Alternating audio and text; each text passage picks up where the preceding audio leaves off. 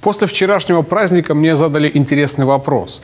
А что Запад понял из того, что в бессмертном полку по Москве прошел с георгиевской лентой на груди премьер Израиля Биньямин Нетаньяху?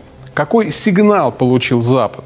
Вопрос показался мне настолько интересным, что ответ я хочу сделать публичным. Давайте все-таки называть вещи своими именами.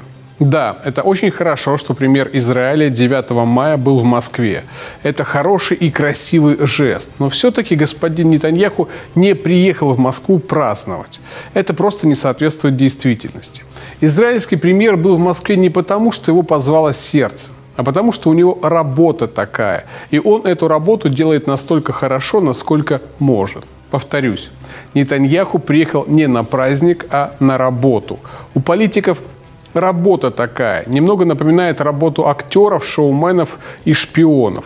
То есть часто нужно ездить туда, куда не очень хочется, часто приходится говорить не совсем то, что хочется, и улыбаться в тех случаях, когда кошки скребут на душе. Работа такая. Израильский премьер приехал в Москву на важные международные переговоры. Переговоры настолько важные, что Путин до того, как начать разговор с израильским премьером, провел специальное заседание Совета безопасности России, чтобы обсудить сложившуюся на Ближнем Востоке ситуацию. Ну а для Нетаньяху переговоры имели такую важность, что ему было не влом еще и с георгиевской ленточкой пройти перед телекамерами. Теперь пару слов о том, что обсуждалось на этих переговорах. Обсуждался Иран. Дональд Трамп вышел из иранского ядерного соглашения. И, казалось бы, премьер Израиля должен был полететь в Вашингтон, чтобы его поблагодарить. А он вместо этого прилетел в Москву. Да, через 180 дней американские санкции против Ирана снова вступят в силу. А американские дипломаты под руководством Майка Помпео будут давить на европейские страны, чтобы они присоединились к санкциям и начали давить Иран. Точнее, давить экономику Ирана. Но этого мало.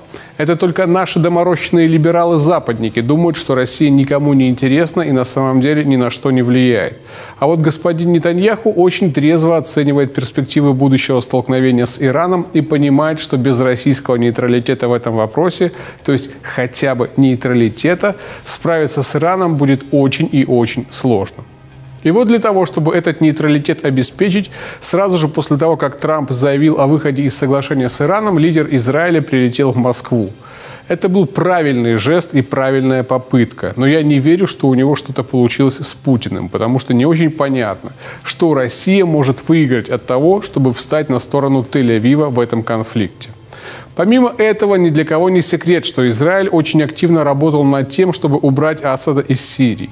Это просто факт, и я сейчас не обсуждаю мотивацию, а просто констатирую факт, с которым невозможно спорить. Излишне объяснять, что нам такой сценарий не подходит от слова «никак». Помимо этого, с учетом того, что Трамп просто росчерком пера уничтожает договоры, подписанные его предшественником, то не очень понятно, как вообще можно о чем-то договариваться с тандемом Трамп-Нетаньяху. Ну, давайте пофантазируем и представим себе, что Путину предложили слить Иран в обмен на то, что Нетаньяху будет лоббировать в Вашингтоне ослабление санкций против России. И что?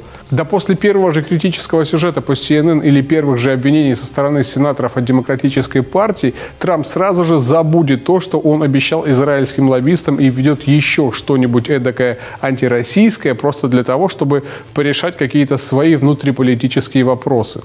Ну и зачем России такие схемы? Или предположим, что Путину могли пообещать лоббирование ослабления европейских санкций против России. Но сейчас вся Европа, начиная от Лондона, что вообще удивительно, и заканчивая Берлином, они против Нетаньяху, против разрыва договора с Ираном и против новой войны на Ближнем Востоке. Они Нетаньяху даже слушать не будут, хотя он будет пытаться с ними договариваться. Что еще можно предложить России в обмен на нейтралитет в иранском вопросе? Деньги? Сколько денег стоит наша репутация и уважение к международному праву? Боюсь, цена будет неприемлемой. Инвестиции? Ну, инвестиции как пришли, так и ушли. Технологии? Очень слабо себе представляю технологию, которая бы стоила такого размера. Ну, как самый бредовый вариант признания Крыма.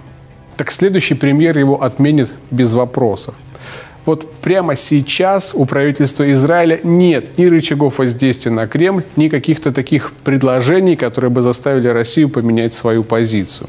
И такая же ситуация в отношениях Нетаньяху с Китаем и с Евросоюзом. А теперь я вернусь к первоначальному вопросу. Какой сигнал получил Запад от присутствия Нетаньяху в Москве?